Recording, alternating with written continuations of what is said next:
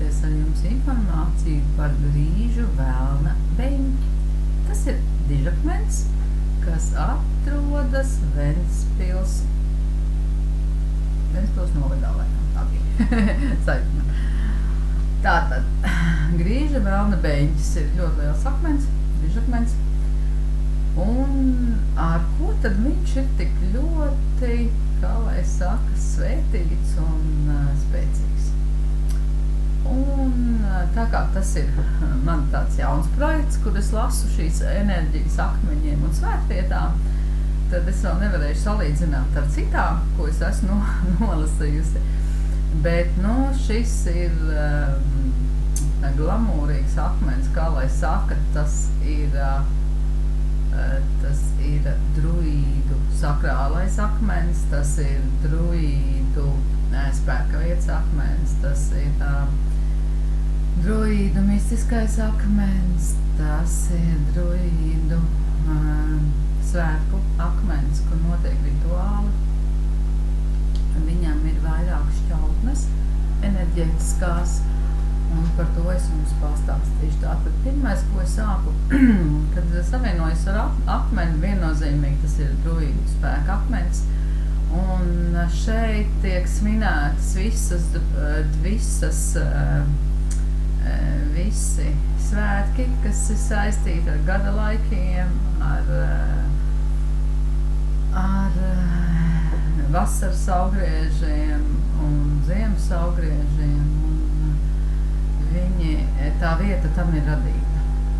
Tā vieta ir radīta arī dejām, rituāliem, sieviešu rituāliem un vīriešu rituāliem un kopējiem, kur sievietes un savieno sievišķo un vīrišķo enerģiju, kur sieviete izdejo savu sievišķo un vīrišķo enerģiju iekš sevis. Tā viennozīmīgi, viņi ir pilnīgi. Ja jūs aizbrauksiet un sajutīsiet to dvēsmu, tad tas bija ļoti skaisti, kad sievietes dejoja ap šo druīdu sakrālo akmeni. Šis akmens ir arī viennozīmīgi druīdu spēka vieta un druīdu zināšanu glabātājs. Viņš glabā zināšanas par rituāliem, viņš glabā zināšanas par tehnikām. Tāds ļoti, ja mēs skatāmies to caur tādu šķautni, tad var teikt, ka akmens ir kā biblioteka, kur ir apkopots druīdu zināšanas. Un tai pašā laikā, skatoties no šī aspekta, šis akmens brīžiem ir neredzams. Kādā ziņā? Tas ir, ja cilvēks brauc un viņš viņu nevar atrast. Varbūt pat tā, ka vispār aizbrauc un nejūt vispār neko, kā vienkārši akmens, jo viņam ir šis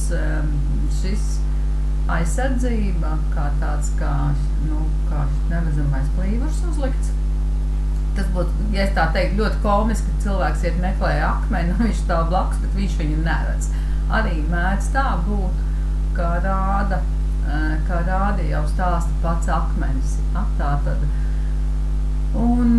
Tātad viņš glabā druīdu zināšanas.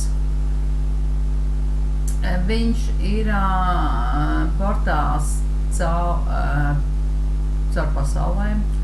Ar viņu var doties paralēli pa laiklīniju uz atpakaļ, iegūt pieskartiem šīm druīdu zināšanām portāls. Viņš ir arī, ar ko varbūt ir jābūt uzmanīgākam, kad viņa portāls var citreiz cilvēkam pilnīgi negaidīti atvērties, bet viņš atvērsies tādā kontekstā, cik jūsu enerģija būs attiecīgi jūsu enerģijas un apziņas līmenim portāls var atvērties. Viņš var kaut ko parādīt, var kaut ko sajust. Tā kā, tāds fantastisks akmens. Vēl, ar ko šis akmens ir unikāls, tas ir arī Hatora akmens, jo Hatora enerģija arī viņam ir viennozīmīgi ļoti, ļoti spēcīga. Un kā tad miedarboties ar šo akmeni? Kā jau teicu, tas ir rituālais druida akmens, tātad jebkurš rituāls, ko jūs plānosiet, ko gribēsiet veikt vienatnē vai vairāk, viņš ir uz tālu. Nu, viņš nav akmens, kas ir viens. Viņš mīl cilvēkus, viņš mīl šo tādu, ja, šo rituālo daļu, kas ir bišķi vairāk pat varētu teikt. Bet arī, protams, ja mēs ejam pēc zināšanām, pēc sava spēka aktivizāciju, tad, protams, tas ir, mēs varam to darīt vieni, un šī druīda gars, viņš būs ļoti, viņš ies uz komunikāciju ar jums. Bet kā tas ir uz komunikāciju, tas atkal ir stāsts par klusumu telpu iekš cilvēka, kad jūs ejiet savā klusuma telpā, un tad caur klusumu telpu jūs jau dodieties tālāk. Kā vēl miedarboties ar akmeni? Tātad tas akmens ir arī, kā es teicu, spēka akmens, viņš ir dziednieciskais akmens. Ja arī jūs par druīdiem neko neziniet, un hetoriem jūs arī neziniet hatoriem, tad jums ir nodoms, jums ir kāda lieta, ko jūs gribat sakārtot, jūs gribat palūgt palīdzību augstākiem spēkiem. Ja jums ir tāds ciešāks kontakts ar druīdiem, palūgt šiem spēkiem palīdzību, tad jūs ejiet savā klusuma telpā un dodoties pie akmens. Nebūtu vienmēr ir jākāpj uz akmens, ir jāguļās, šeit ir jāuzticās savam ķermenim, kas arī nolasīs informāciju, kurā vietā jums būs vislabāk šo informāciju saņemt. Tas var būt pat, es kā teicu, ne kāpj uz akmens, tas var būt attālums, tās var būt debesu, jā, tur dienvidi, ziemeļi, tas viss. Bet to ar prātu nevar izdarīt, to var iet, mēs ejam tikai ar sajūtām. Mēs ejam ar sajūtām, un vēl ir tā, ka šobrīd jau arī tiek teikts, ka tie, kas ir ļoti rituālajās, tā kā veids rituāls pēc savām schēmām, iesaka bišķiņ aizmirst un arī iečinī klusumā, jo tad atvērsies jums kāda sadaļa jau no rituāliem, ko glabā druīdu akmens. Ja jūs esiet ar es zinu un es gribu tā, ok, dariet tā, bet ja būsiet gatavi jaunu informāciju saņemt, tad viennozīmīgi šis akmens to iespēju dod. Viņš dod iespēju saņemt, jo, kā es teicu, viņš ir kā biblioteka, kas glabā informāciju. Un tad ir tad ir tā kā svarīgi, ja, kad jūs sajūtiet, kur jums jāapstājās, kur ķermenis jūs virza, nevis prāts pat, ne pat sirds, bet tieši ķermenis, jo, kā mēs zinām, putni arī lido uz dienvidiem, viņiem nav kompasa, viņi paļaujās tikai uz savu ķermeni, un šeit arī ir stāsts par ķermeni, kad ķermenis ir apziņa, un mēs vadoties jau pēc savu ķermeņa un viņa vēlmē, mēs varam nokļūt jau citā telpā un lasīt jau šīs zināšanas, kas acīm nav pieejams. Un šis akmens arī ir noteikti par iekšējā spēka atjaunošanu. Ja, kad jūs varat likt nodomu, kad jūs lai atjaunot, jūs dodaties uz turieni, lai atjaunot savu iekšējo spēku, šo vertikāli. Šis akmens arī ir dziednieciskais akmens, jo šeit ir gan druīdu enerģija, gan hatoru enerģija. Un tad jūs arī varat likt nodomu vai pēc sistēmu, kad iekšējā sistēmu, tā kā restartu vai kādu citu nolūku, un tad tiešām vērojiet savu ķermeni, kā jums jāiet, kurā vietā pie akmens, kādā. Un ko vēl es gribēju tā līdās? Kad, jā, par rituāliem pa gadskārtām. Mēs esam pieņemuši, ka mums ir gadskārtu kalendārs, un mēs pieturamies šim gadskārtu kalendāram.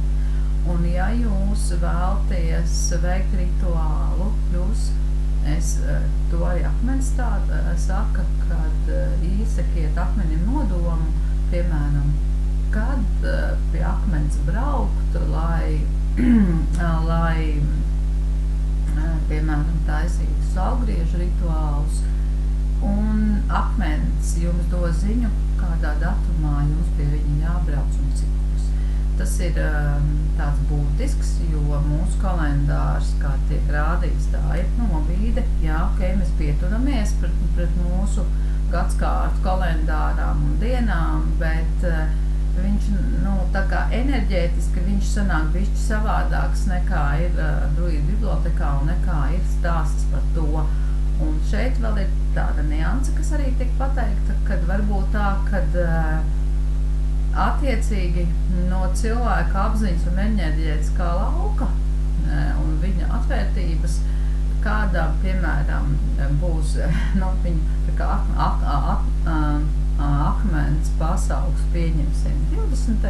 jūnijā, kādu pasaugs 18. jūnijā. Un šeit nebūs nepareizi, jo konkrētie cilvēki atbrauks konkrēti, salasīsies konkrēti cilvēki, konkrēta tikai tam lokam akmens iedos konkrētu enerģiju un konkrētas zināšanas. Tā kā. Un ja jūs noklausoties šo video, jums ir tā vēlme doties, tad iesaku doties un ko jums akmens atklās un kādas jums būs šīs sajūtas esot pie šī druīda sakrālā akmens.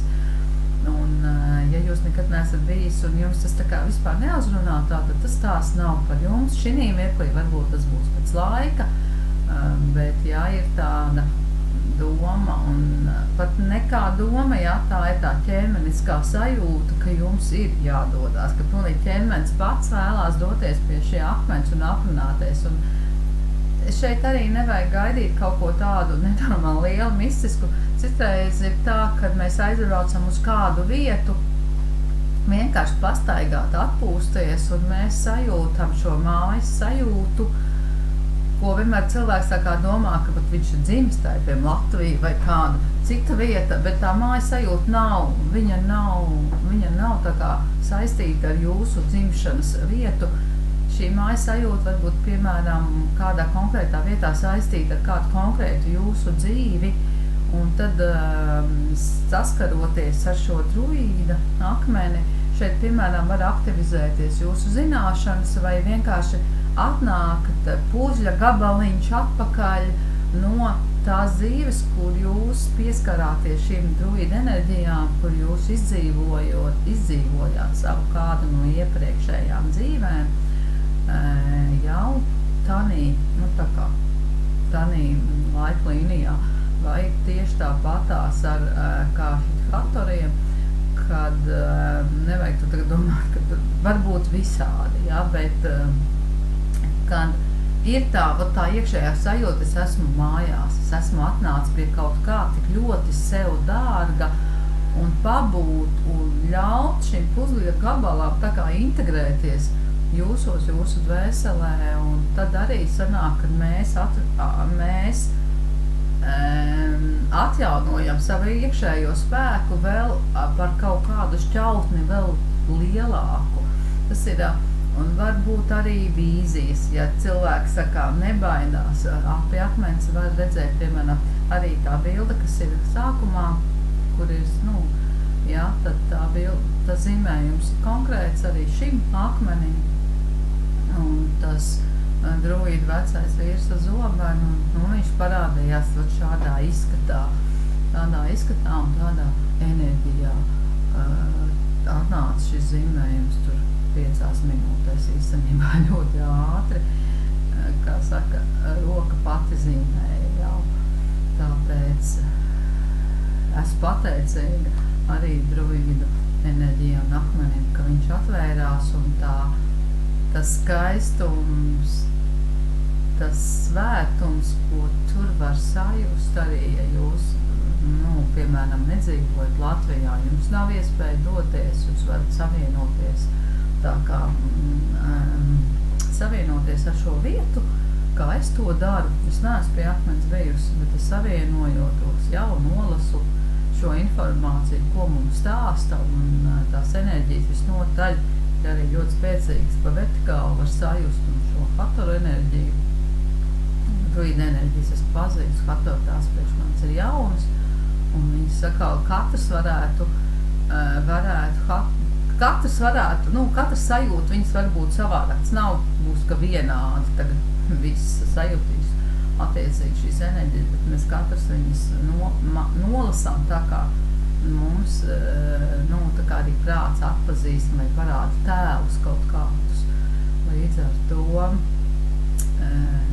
esmu pateicīga šim akmenim par šo skaisto arī ceļojumu laikā, ko viņš parādīja par šīm dejām, skaistajām un mūziku, kas skan, tas ir tā kā, mans prāts tā kā, jā, ka tā mūzika skan tāda, un ko viņš atpazīst, un tas viedums un spēks, un, protams, maģija. Druīdi ar to arī bija izcili savā maģijā, tā kā aizmirstiet visu, ko ziniet, ejiet savā klusuma telpā un